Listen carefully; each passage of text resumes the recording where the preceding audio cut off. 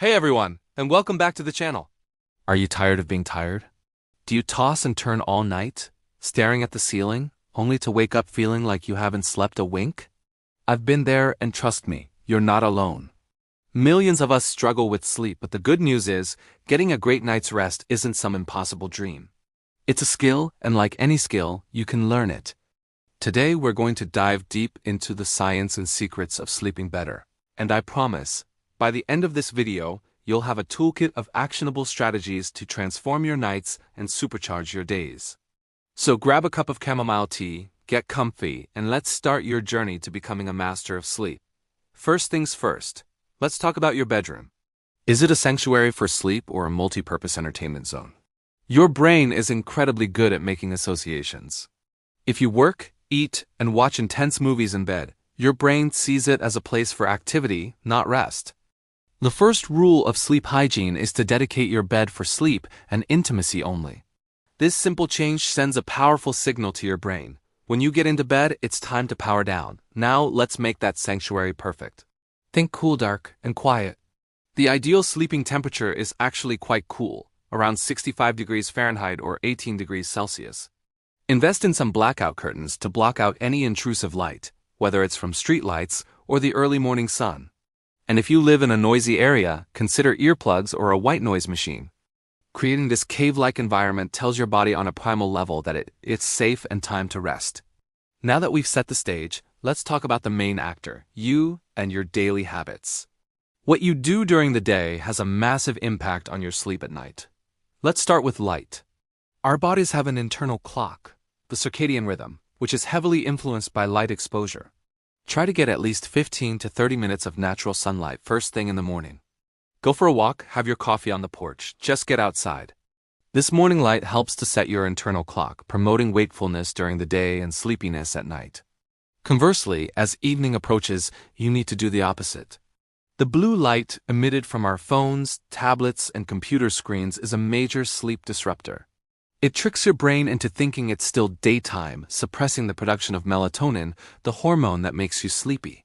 So make it a rule, no screens for at least an hour before bed. I know it's hard. But try reading a physical book, listening to a podcast, or doing some gentle stretching instead. Your sleep will thank you for it. Let's discuss what you put into your body. Caffeine and alcohol are two of the biggest culprits when it comes to poor sleep. We all know caffeine is a stimulant, but many people don't realize just how long it stays in your system.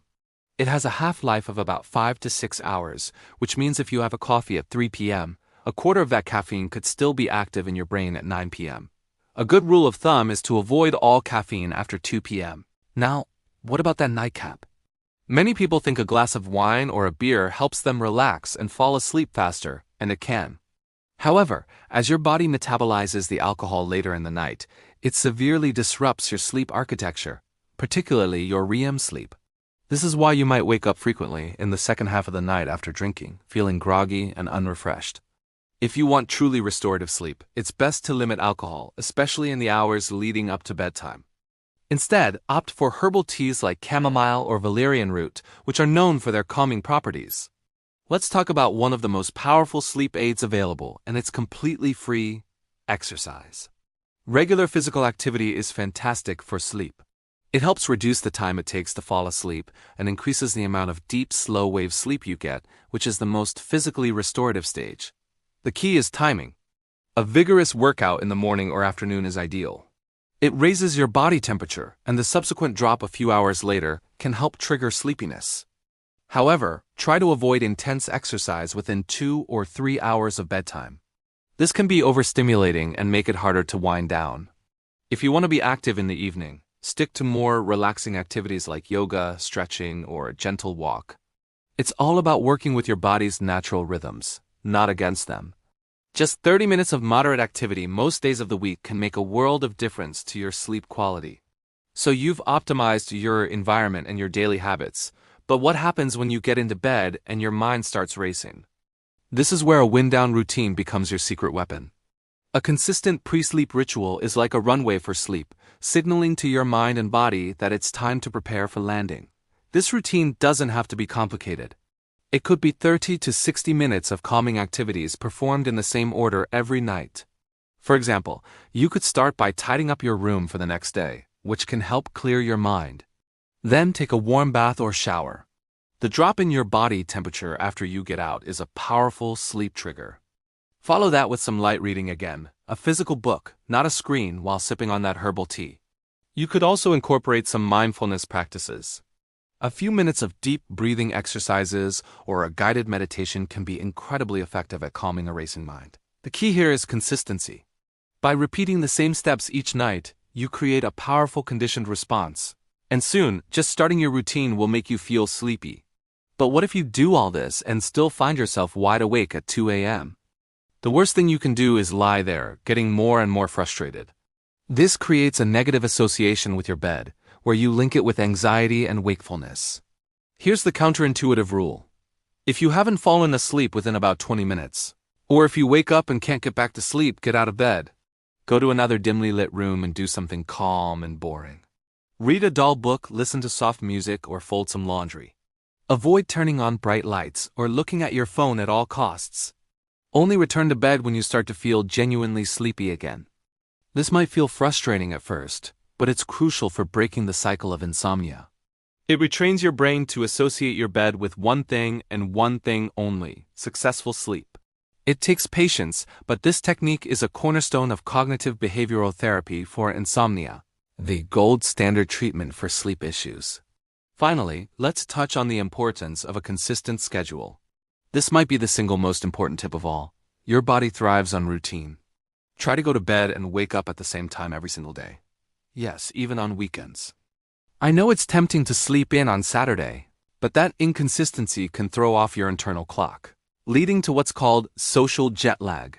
It makes it much harder to wake up on Monday morning and can disrupt your sleep for days to come. If you have a particularly late night, it's actually better to wake up at your usual time and maybe take a short 20-minute nap in the early afternoon, rather than sleeping in for hours.